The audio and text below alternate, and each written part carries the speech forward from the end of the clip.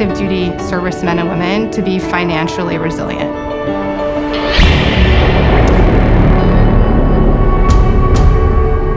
Because if they are concerned about their financial readiness, they're not going to be focused on the mission at hand.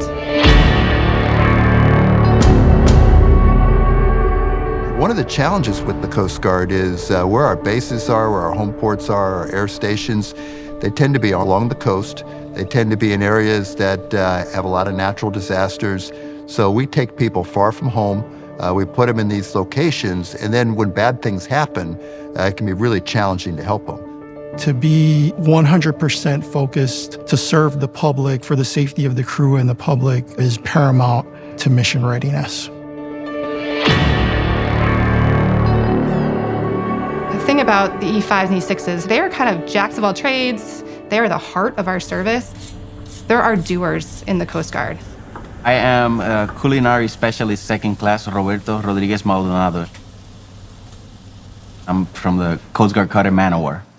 My primary job on the Man O' War is cook, put awesome plates, awesome food for the crew.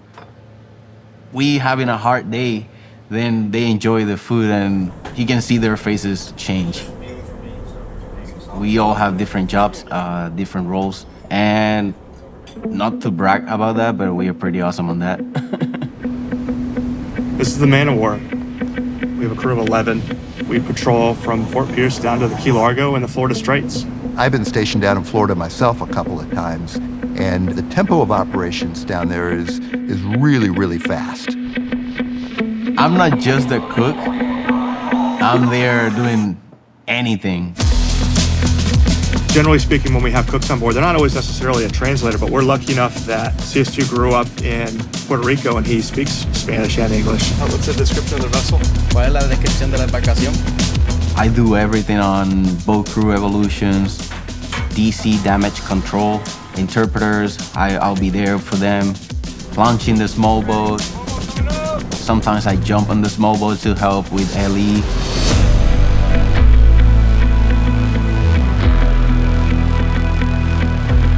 We see quite a bit of illicit activity that's involved with smuggling, or with human smuggling or drug smuggling, on top of search and rescue and just about every mission set that you could possibly look for. My family is everything for me.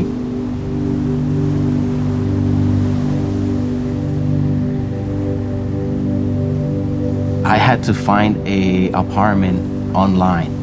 As they were transitioning down here and moving their family, he had a 8-week-old baby and a 2-year-old little girl. And when I got here, the apartment was not ready.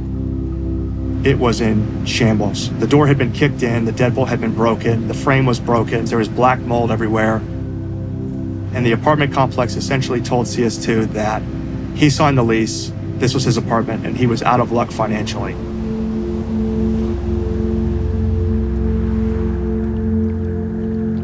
When I think about Alaska, I think about just the remoteness of it all.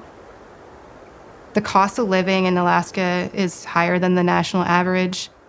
Alaska or Sitka, you're outside the continental United States. It's really, really challenging. I'm Lieutenant Commander Nick Clackering. I'm a helicopter pilot here at Air Station Sitka. Whoa! I found a boy grabbing a girl from. My wife and I started dating in high school, and we got married shortly after we graduated from college. We've been married for 10 years, but we started dating when we were 16, and we've had the opportunity to live all over the country with the Coast Guard, which has been really fun.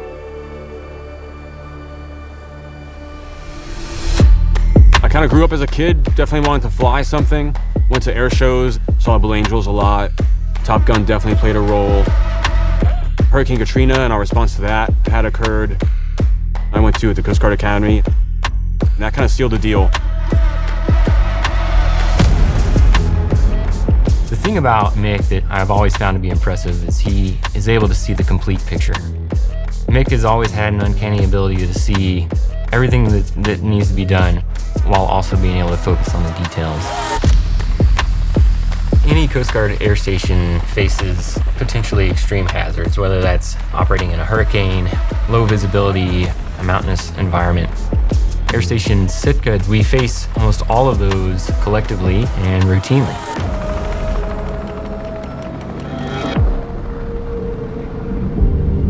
There are often times when he is helping people and maybe they were hurt or stranded. Because of the weather, they're unable to get back to Sitka. If we have a case that doesn't have a great ending or something, we've seen something or experienced something kind of replaying in my mind later that night, it's usually the red flag that it's not just another normal day. And those stressors that just pile up, maybe without us noticing, the things happening at home, plus the things at work, plus whatever unexpected financial thing happens. I was here at the beginning of COVID and also during the government shutdown when we weren't getting paid for a certain amount of time. We have to reevaluate, how are we going to spend our money? How are we going to budget? Sometimes you reach a dead end that you weren't expecting. Our members are proud. They're proud of who they are, proud of what they do, and sometimes it can be challenging to ask for help, but Coast Guard Mutual Assistance has always been there for them. The Coast Guard Mutual Assistance started 100 years ago in 1924 for the benefit and general welfare and financial assistance to Coast Guard members. We provide short-term loans, grants, closing costs, and rental costs for people moving. I decided to request the money. CGMA was able to get CS2 a loan within about 24 hours, and we were able to get him and his family to a new apartment. Like I said, my family is everything for me. It was a relief. We have safe harbor programs. We have several education programs. During COVID, it was amazing. They offered grants for any type of school supplies. It made us realize that we could homeschool and we loved it, and we were able to use some of those resources just to make good family memories during that time.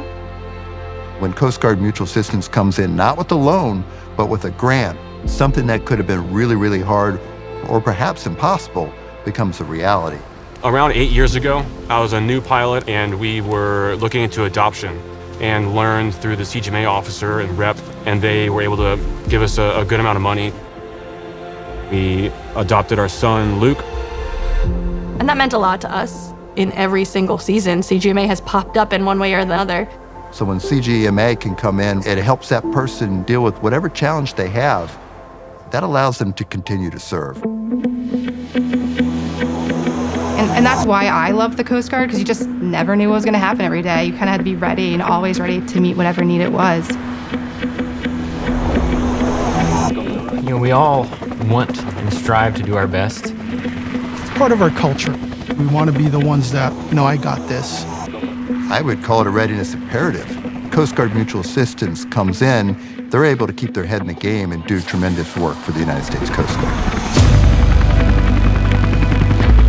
And once you have that clear headspace, you can go out and you can perform these missions. To do what we need to do to protect our country, keep it safe, keep it secure, protect the environment.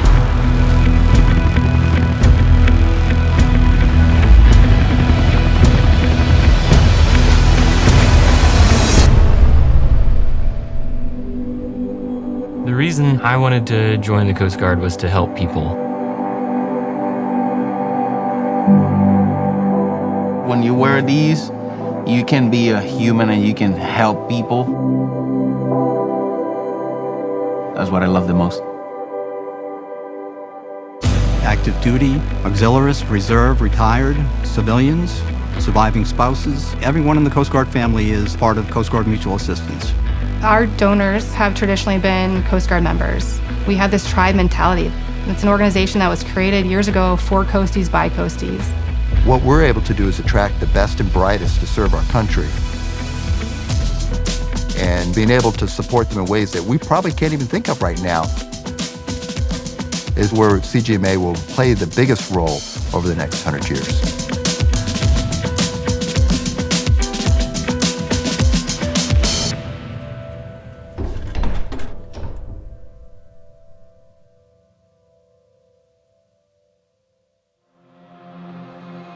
Thank you.